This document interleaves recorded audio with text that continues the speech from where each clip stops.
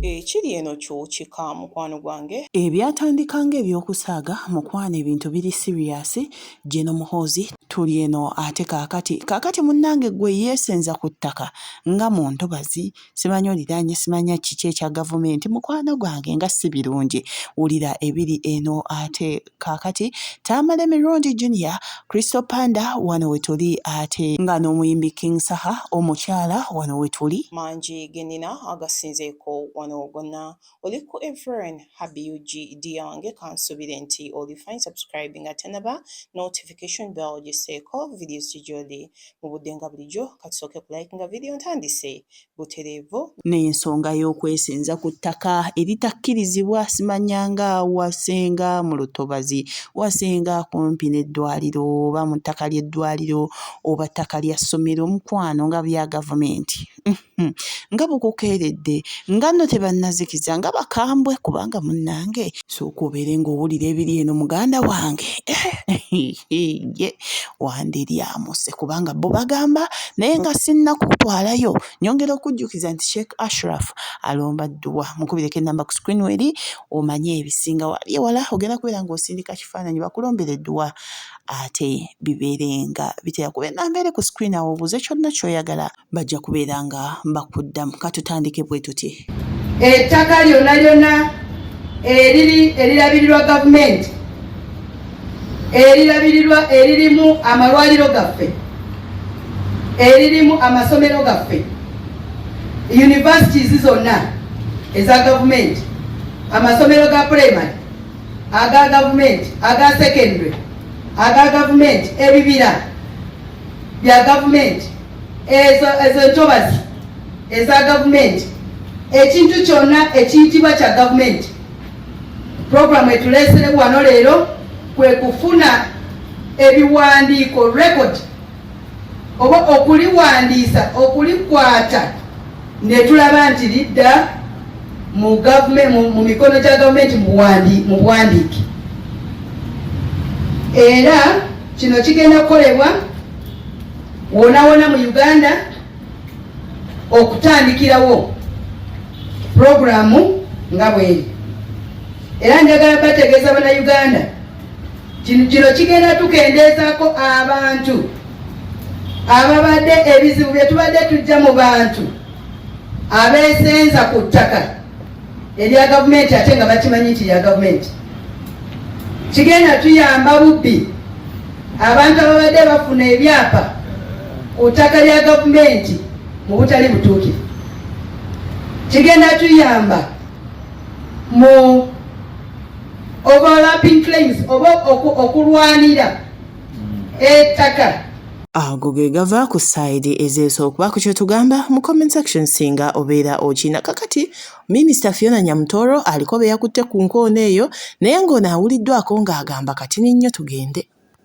tukomawo ewaffe ewatali waffe batugobyeyo naye Nyamutoro kyotukoze si kirungi nze nga nze omu kyokoze si kirungi kuba investimenti zange zonna mbadde zitadde kanungu ompadde essaawa 24 ombe nga sikyayinawo yadde ebigere byange nga newe mbadde mpita wakuusidde naye era kale regardless we move katudde ewaffe munaaye ebyo bye biri ku sayidi ez'omunnange obadde okimanyi nti omwami Kyagulanyi Musambwa nkutidde anti munnange Honorable Lutamaguzi Ssemakula akakasa agamba uwuneeno kati ninnyo nawo katuyitewo tugenda Wine Musambwa Bobi Wine Musambwa mwababadde batakimanya abalowooza mbu Bobi Wine muntu Bobi Wine Musambwa Bobi Wine oba His Excellency Kyagulanyi Sentamu is not a human being, is a spirit.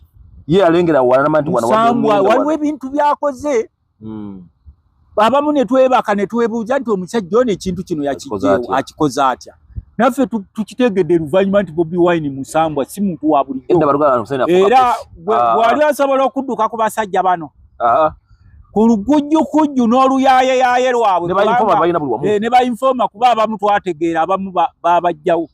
There are some people who never see the sun again because of the escape of Bobi Wine. babuuza yayiseewa ku magezi ge tulina kuba bo bagamba bateeka bambega buli kasonda simanyi buli ki mu mawooteri ffe twalyanga mu wooteri naye kati tutya buli woolabazze n'ogamba ndowooza oyo gundi gw'olabaawo bamuleesa yiye twabanga n'obulamu bwaffe obuli free naye kati buli kimu okitya kati buli muntu abuuza Bobi Wine ebintu bino byakola ebiri extraordinary abikola atya bo bano baridingira ku kyakutiisatiisa nakukola fujjo era kyova olaba ffe twagala okwebaza Kyagulanyi Ssentamu okwolesebwa kw'olina bw'atyo bw'agamba ku side ez'Uganda otyagenda maso mu comment section obeeko kye tugamba senga obeera okina wire aliko eno byatuwa ku mukulu Mugisha Muntu kati ninyo tugenda tumazeeko emyaka 5 nga tubuuza bannaye Mugisha Muntu aliwa ne bangamba Mugisha Muntu ali kata akola bwa security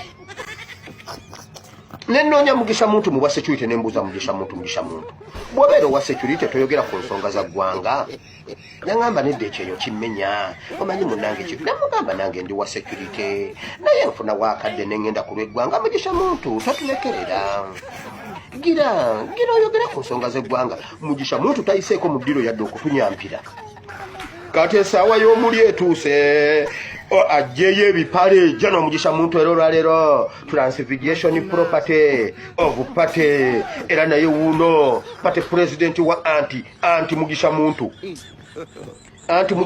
anti obadde emyaka 5 ng'okuba kyeyo e South Korea kozo badde South Korea gundi okuba kyeyo nga aptop abadde atufisiza obudde South Korea aptop abadde atufisiza ekyeyo obadde South Africa ng'obonaabona ne South Africa kiseka nga atufisiza obudde nedde obaddewa obadde Saudi omanye bannanga abawarabu obadde mu kiyumba bakadama nga batufisiza obudde emyaka 5 obaddewa ababbi baabano wano Mugisha Muntu emyaka 5 obaddewa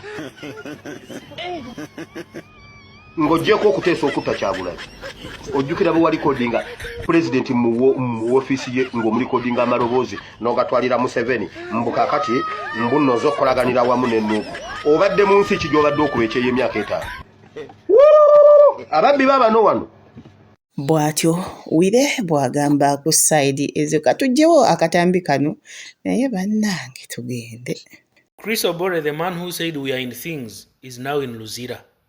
Things fall apart. Luck can put you in a better place, but your character will kick you out. And those of you who are saying, why are they arresting the smaller fish? Since when did Chris Obore become a small fish? How can a director of communications and public affairs at Parliament become a smaller fish? When you look at the official positions of these people that have been sent to Luzira with Chris Obore, you know that they are not small fish. Among them, there was Executive Secretary in the Office of the Speaker, Director of Human Resources at Parliament, Director of Communications and Public Affairs at Parliament, Principal Research Officer, Capacity Development Officer, CEO Parliamentary Circle. Can you imagine? These people had the power to apply for a loan, process it on their own, and approve it, and then disburse the money. You see? People who had such kind of power, you call them small fish. They have been participating in money laundering. Those of you who don't understand what money laundering means, this is obtaining money in illegal ways and trying to invest it and make it look legitimate. So you get money in all bad ways. You try to invest it in the formal activities in order to make it look like it's clean money. So some people call it cleaning money. Now, if these people have engaged in any of those activities, the Anti-Corruption Court will submit them to High Court because the Anti-Corruption Court does not have jurisdiction to handle money laundering cases. And at least none of you is saying they are innocent. I've heard some people saying, why are they all from the same region? Yet we have been hearing people complaining that the speaker only brought people from our home, their relative, and gave them job. You are the same people who have been complaining. You see, sometimes Ugandans, you can also be confusing. In fact, you are not confusing, you are confused. You want someone to fight corruption, but whenever they arrest a person, he automatically becomes innocent in your eyes. And you start complaining, why are they arresting the small fish? Even if you don't support General Muhoozi. But Ugandans, you must learn how to put credit where it is deserved. The man is busy arresting corrupt people. And it started with the army. Anyone in Uganda who is coming up to stand in the way of General Muhoozi, that person is a thief. They are very worried. They want to protect themselves by trying to say, no, Muhoozi is doing bad. So before you ask why are they all from the same region, you first ask Anita Mong who gave them job there. So Ugandans, if you want to fight corruption, you better wake up and stop being stupid. Stop being very dishonest. Before you blame the one who is arresting them, blame the one who gave them job, yet they are from the same region, if not relative. So corruption is not only in monetary terms. For you, you think corruption is when someone steals money. That is embezzlement. Corruption can also be through misuse of office. Like for example, when you are a loans officer in a circle, you apply for a loan, you approve it by yourself without the consent of the management, and then you even disburse the money and put it in your account, and then you go and use the money. Ebyo bye biri ku sayidi ez'esookubaako kye tugamba sengo kina mu comment section sooka nzijawo akatambi kano kati ne tugende mu biguddewo maasawo mukwano gwange. Ebya NTV tebinnabeera birungi wadde nga bannyiniyo baasisinkanye General Muhoozi ne bakuba amavi. Genfuna agava munda gagamba nti abakulu okufiirwa bizinensi mu Uganda bafiirwa abakozi. Era abali mu lusuubo mugenda kulaba ku bakulu wano ababadde beeyita ab'ekitalo nga batandisa akantu. Solomon Kaweesa ajja kufuuka TikTok nze mbabuulira. Muyinza mutya okukwata emupya omulamba ne mumukozesa zungululu okulwanisa gavumenti? MP mulamba yazanya zungululu ku TV yamu. Abakulu bannyonnyodde General Muhoozi mbu bokawuukuumya abadde ku TV station obadde tebamulaba kuba bono Oluganda tebalutegeera. Wabula abaana baabayitamu ne bazannya ekintu ekisuula gavumenti ekibaleetedde obuzibu. Mbw amavi gaabadde mu ofiisi wali. Era essaawa yonna ge nnina mu nkuubo mwandiraba ku bakozi b'NTV abawera 25 wano nga bali mu kantu nganze Calvin Kayanja. Bagenda kufuuka ba TikTok temuzannyira ku president yaddako General Muhoozi. Ebyo nabagamba mu bikole kitaawe General Yoweri Kaguta Museveni yow'ekisa yakolerera eggulu. Naye General Muhoozi akolerera bulungi bwa Uganda bwe kiba kitegeeza kufa naawe ajja kufa naawe. Muve ku Museveni ow'ekisa. Yabereka ne muzannya katemba ne mumukuba katyuni ne mumuvuma bw'aseka bw'abalinda mulokoke. Muhoozi si bw'atyo. Era essaawa yonna ku nsonga ezaatuukiddwako nga abakulu bakubye amavi ensonga za ghetto structure za kubeera ku mwanjo nnyo ku ssaawa emu mugenda kundabako kawungeezi nga nzaaga kuweereza okulaga General Damulira ne Meja Kuteesa bwe bannyuludde obulamu bw'abaana okuva mu ghetto ne babajja mu kumenya amateeka ne babafuula ab'omugaso. Bano babayingizza okukozesa emikono gyabwe okukyusa obulamu n'okwagala ensi yaabwe. Ne babasakira ne mu gavumenti sente miliyoni 10 mu ssako ezibakulaakulanyiza kati batumbuto. Ebyo babadde tebabiraga naye mu ndagaano ejja General Muhoozi weebale kwagala ghetto structure. Babadde tebalaga puroguramu yonna eyongera ku ggwanga lino. Bakulaga poliisi bwe kuba bantu tebakulaga bayaaye ba Nuupu bwe bafumita bantu buso. Ebya Nuupu tebabyogerako ebivunza gavumenti n'ebyo bakola okutta abantu tebabyogerako. Bakulaga kimu poliisi ng'eresipondinga akakajanja General Muhoozi yakaganye. Yagambye kimala muzeyi wange bw'aba yabatiitiibya wano mu generation yange nja kufa nammwe. Era si birungi. Endagaano zikyatambula. Embeera ye yeri ku sayidi kankuggyako wano nawo kati ninyo tugende. Nina ka video ke ndabye. Buno propagandist bw'enaale mbona nga bujegera era bannange mukomye bwewaka naye ndabye obuntu bulinga 10-15 naye nga bwonna bumentioninga abantu be bamu abo. Wumalo kiseka half London plan B. Wumalo kiseka half London. Wumalo kiseka half London ngamba bano bali mu lukolo akumanyira ba comrade. Bali mu ekitegeeza ekyakwasiza ennyonyi namba Bombardier bagitwale South Africa batagetinga Wumalo kiseka half London plan B simanya ali mawale. Wumalo kiseka half London Plan B, Digo Wise, Ali Mawali, Bani abala bakomuledi bafa bali South Africa mwenna naddala bakomuledi abali mu nkyukakyuka. Temulinnya akanyonyako. Ate si bwe babiganye tujja kunoonya plan endala temugeza ne mulinnyako akanyonyi bwe bategeera nti muli bayinza n'osalawo ne bakakuba ekigwo. Bannange nga tetwalaba nnyonyi nga tetwalaba nga musindisa ennyonyi wa mu Middle East okunonayo kuba nayo talo zibaddeyo. Iran mwagenda mwajjayo okuba batonotono bammwe nga tetwalaba nga mugenze okubajjayo. Nyabo wama bakyali baffe mwenna tubateeka mu ssaala Omukama ajja kibayisaamu kino kigenda kuggwa naye temugeza ne mulinnyako kabbombaadiya kaabwe. Ate oba ne woba onoonya kudduka South Africa nze sobola kulinnyako kabbombaadiya nedda. Muli mu muzanyo mwagala kukwatiramu bakomuledi baffe ssebo. Ekikigwa ebyo bye biri ku side ezeyo kakati Tamale Mirundi Junior aviriddeyo Crystal Panda bubi nnyo oluvannyuma lw'okuyingira Bruno K naye bannange Junior baali side kyentuufu wuuno eno katini nnyo kubanga twamulabyeko naye ng'ajjonkera Bruno K ategeezezza Panda ebigambo bino katini nnyo tugenda ate mu bigudde wajje n'omuhoozi naye Crystal Panda naawe wagwa. Crystal Panda, you have come to make people believe nti wagwa. Kwa kati interview Crystal Panda jwabadde yogera ku Bruno K yabadde necessary. Crystal Panda, learn to shut up.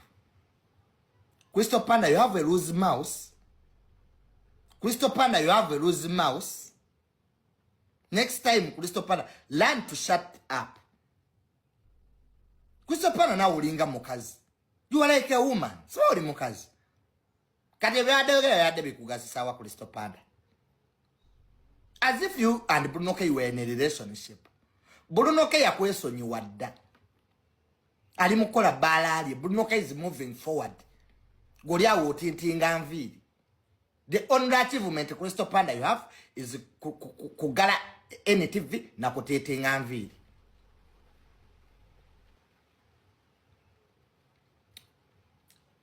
Nebo Crystal Panda ulinga mukazi. Era na nkola bwati. Era na move on. Ebintu byabawe emyaka ebiri emabega. Ne Crystal Panda wayocheza nnyo naawe olimba. Boba dada olisita lwaki owabbulu n'amasanyalaze. Because Crystal Panda oyogeranga agamba nti Bruno K omusinga is you a brand above Bruno K. Why do you discuss him anyway? Omuntu gosinga to lwaki obwere omwogerako. You do an interview for an hour talking about Bruno K but pretending Bruno K is a less brand than you. Excuse me. Crystal Panda, we have heard your story. Okay. I think let me cut this crap here. Crystal Panda, we have heard your story. We have understood your pain. Please move on. There's nothing you are telling us we don't know. Story, you have not nyumiza tujimanyi. Kati wabadde byonna tubimanyi byabawo. Yes, it happened. Gwe wali nyine kivulu. I was also there. Naliyo, by the way. Actually, I'm one of the few people who went to support Bruno K ku kivulu ekyo. I was there ku kivulu kyabwe ne Crystal Panda. And I know what happened. But me, I just shut up. Junior manyi sina lugambo. Kubanga ebyali tobuzibu kweyo show. Crystal Panda tabyogera. Actually, ebyavirako Crystal Panda ne Bruno K okutabuka. Crystal Panda tabyogera. But me, I know them because I was there. Iranja kada mudde yo ku channel ku TikTok yange lije baba. I was there. I know what happened. Bwatyo Tamale Mirundi Junior bwagamba ku side ezeugamba tyagenda masa mu comment section obeko kyogamba senga okinalenga King Saha ogwataata omulungi ali present akyagukwasaganyizza ddala nange ate tetubalabyeko eno ne mama Usina nkutidde anti nga bagenzi okyalira muwala we nkutidde baba neeno kati tuveewo tugende ewa Geno Muhoozi.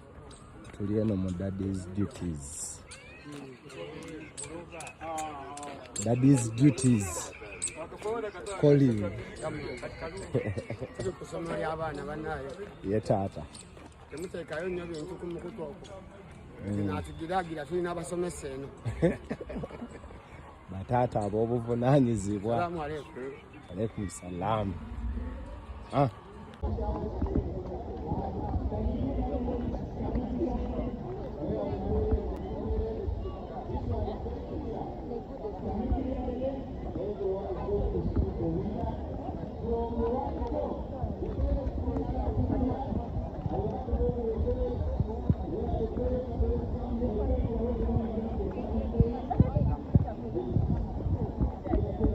Ebyo bye biri ku sayidi ezeeyo abaffe tugenda sooka mu katambi akasooka tugende mu kasembayo munnange nti abaana b'e South Africa bina ebyokubayamba nti babadde batunuulidde nnyo abaana half London naani ne Omaro Kisekka nga bwe byogerebwa era alooza byakomyawo.